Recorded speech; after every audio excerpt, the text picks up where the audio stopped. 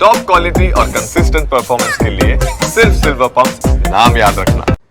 સુરત શહેરમાં ખાડીપુર બાદ શહેરમાં રોગચાળાનો ભરડો જોવા મળ્યો।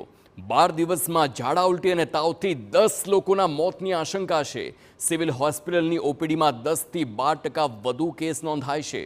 મચ્છરજન્ય અને પાણીજન્ય રોગચાળામાં ઉછાળો જોવા મળ્યો। વરસાદ બાદ મેલેરિયા ડેન્ગ્યુના કેસો પણ વધ્યા છે। ઝાડા ઉલટી શરદી ખાંસીના કેસો પણ વધારો તેમાં થયો છે। આ સાથે જ મનપા આરોગ્ય વિભાગની કામગીરી સામે પણ સવાલો ઊભા થયા છે। જી આપ સૌ જાણો છો તે પ્રમાણે પ્રવર્તમાન પરિસ્થિતિમાં પાણીજન્ય રોગો અને એ સાથે જે વાતાવરણમાં પલટો અને ફેરફાર છે એને લઈને ઋતુગત બીમારી જેમાં સામાન્ય શરદી ખાંસી તાવ શરીર ઉપર ખંજવાળ જેવા રોગો સામાન્ય રીતે જોવા મળે છે।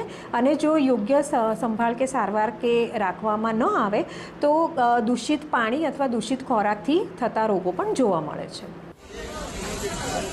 આ ચોમાસાના પ્રારંભે જ સુરત ખાડીપુરની ચપેટમાં આવ્યું અને પૂરના પાણી ઓસર્યા બાદ શહેરમાં પાણીજન્ય અને મચ્છરજન્ય તેમજ ઋતુજન્ય રોગચાળામાં ઉછાળો જોવા મળ્યો।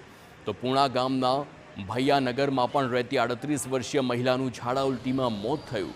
ઉલ્લેખનીય છે, સુરતમાં છેલ્લા 3 દિવસમાં ઝાડા ઉલટીથી 3 લોકોના મોત નીપજ્યા। છેલ્લા 12 દિવસમાં ઝાડા ઉલટી અને તાવથી 10ના મોત નીપજ્યાની શંકા છે। વકરતા રોગચાળાના કારણે એક તરફ તંત્રની કામગીરી સામે સવાલો ઉઠી રહ્યા છે તો બીજી તરફ સમયસર સફાઈ અને દવાઓનો છંટકાવ કરાઈ રહ્યો હોય તેવો તંત્રે દાવો કર્યો છે। પણ અમારું તંત્ર ખડે પગે કામ કરે છે। જેમ જેમ પાણી ઉતરી જાય છે ત્યાં તાકીદે સફાઈના આદેશ આપી દેવામાં આવ્યા છે। આપ જોઈ શકો છો કે આખા શહેરમાં દરેક જગ્યાએથી કચરાના ઢગલા પણ ઉઠાવી લેવાયા છે અને દરેક જગ્યાએ દવાનો છંટકાવ પણ થઈ ગયો છે। અમને ધ્યાનમાં આવ્યું છે કે ઘણી જગ્યાએ તાવ ઝાડા ઉલટીના કેસો થયા છે। અમે ચકાસી રહેલા છે કે ડ્રેનેજ અને પાણીની કશે લાઈન મિક્સ નથી થતી। તો જૂન મહિનામાં નવી સિવિલ હોસ્પિટલમાં દાખલ દર્દીઓની વાત કરવામાં આવે તો મેલેરિયાના 223 કેસ, ડેન્ગ્યુના 113 કેસ નોંધાયા છે, જ્યારે ઋતુજન્ય રોગચાળા અંતર્ગત 733 દર્દીઓને દાખલ કરવામાં આવ્યા। હાલ સિવિલમાં 2200 થી 2500 જેટલી ઓપીડી આવી રહી છે, જે સામાન્ય દિવસ કરતાં ખૂબ વધારે જણાવવામાં આવી રહ્યું છે।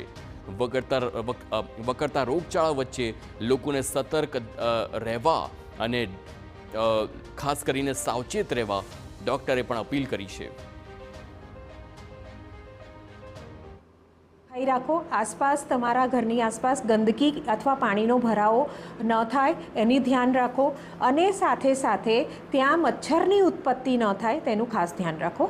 પીવાના પાણીમાં તમે એને ઉકાળેલું અથવા તો ક્લોરીનની ટેબ્લેટ નાખેલું પાણી પીવો। નજીકના સમયમાં તમે બહારનો ખુલ્લો ઉઘાડો દૂષિત ખોરાક ન ખાઓ, જેથી કરીને પાણી અથવા ખોરાકથી ફેલાતા રોગોને અટકાવી શકાય।